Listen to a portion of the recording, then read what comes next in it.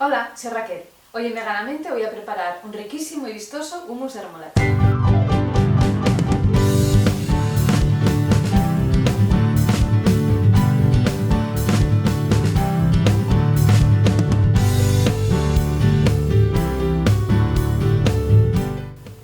Para hacerlo vamos a necesitar unos garbanzos cocidos, remolacha cocida, zumo de limón, tahini. Si queréis hacer vuestro propio tahini casero, ya tengo publicado un vídeo en el que os explico cómo se hace, por ahí os dejaré el enlace para que lo veáis.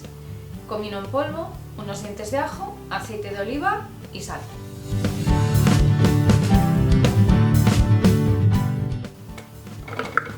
Pues tan simple como triturar todos los ingredientes juntos y en 5 minutos conseguimos un delicioso y saludable hummus de remolacha.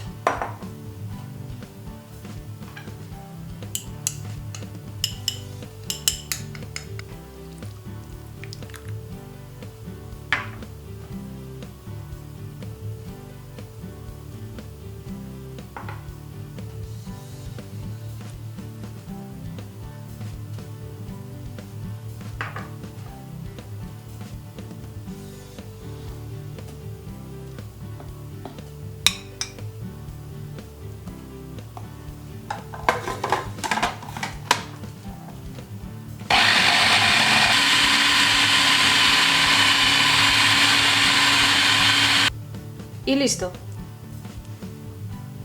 Y este es el resultado.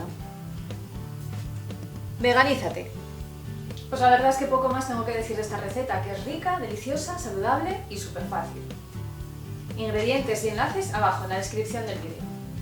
Muchas gracias por pasaros por mi cocina, dejadme un like si os ha gustado la receta, compartid con todo el mundo, suscribiros, dadle a la campanita para que os avise de mis vídeos y nada más, nos vemos en la próxima receta. ¡Chao!